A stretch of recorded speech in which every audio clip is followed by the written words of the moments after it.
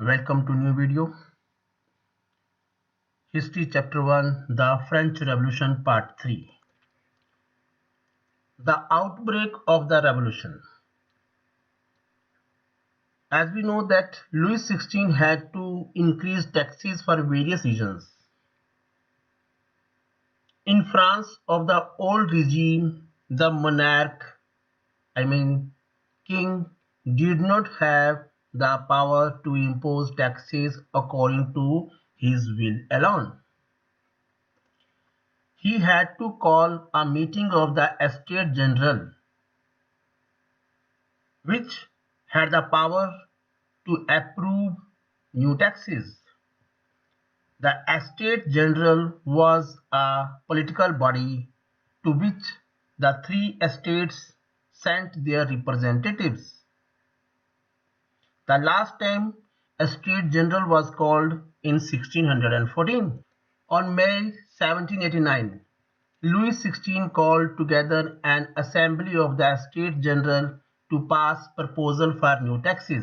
The first and second estates sent 300 representatives each, while the 600 members of the third estate represented the peasants, artisans, and other classes who falls under third estate. Voting in the Estates General in the past had been conducted according to the principle that each estate had one vote. This time also Louis XVI was determined to continue the same practice. But members of the third estate demanded that voting now be conducted by the assembly as a whole, where each member would have one vote. When the king rejected the proposal, members of the third estate walked out of the assembly in protest. The representatives of the third estate assembled in the hall of an indoor tennis court in the grounds of Versailles on June 20, 1789. They declared themselves a national assembly. They were led by so many philosophers and thinkers such as Mirabeau and Lavoisier. Mirabeau was born in a noble family but was convinced of the need to do away with a society of feudal privilege. While the National Assembly was busy at Versailles drafting a constitution, the rest of France was in trouble. A severe winter had meant a bad harvest. The prices of food, bread, etc. rose. Bakers exploited the situation and started hoarding the supplies.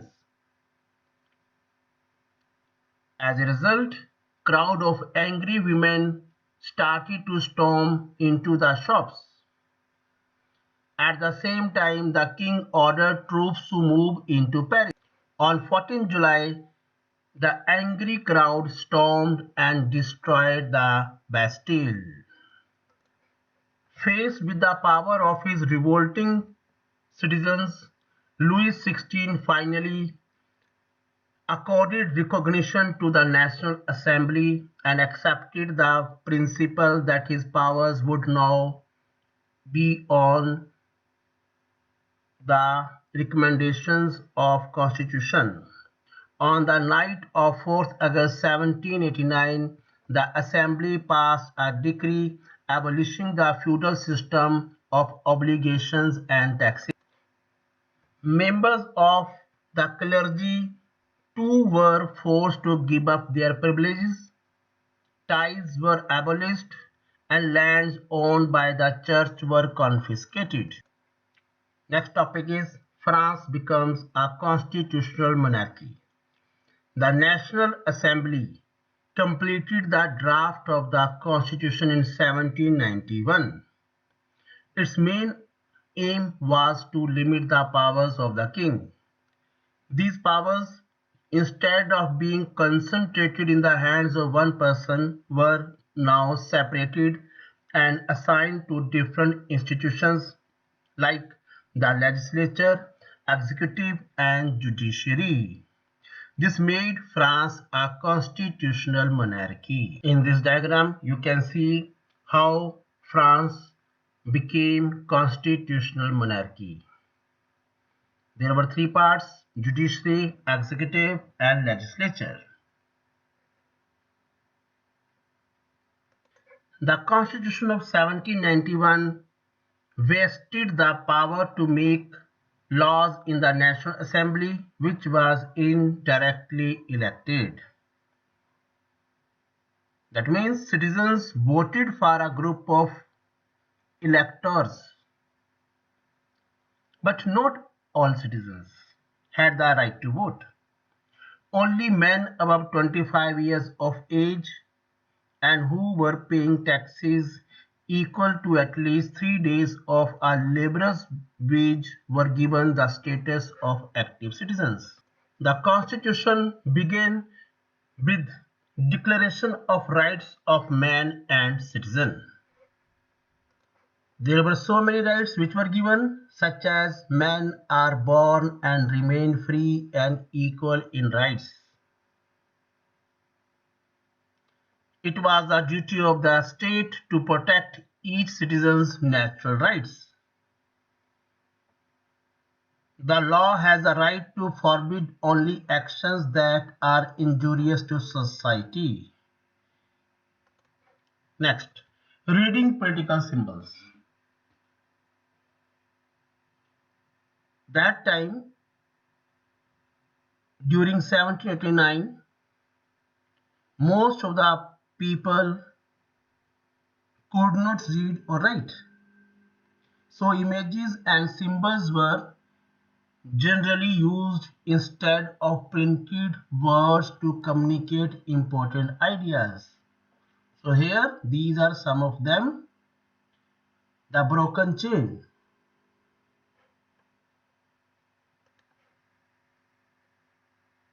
the bundle of rods,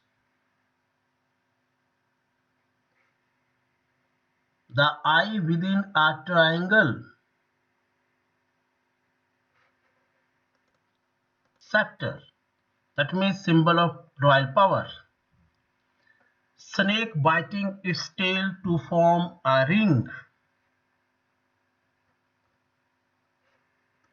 red Phrygian cap, sometimes it is also pronounced as Phrygian cap, blue, white, red, the national colors of France. The winged woman, it means personification of the law. The law tablet,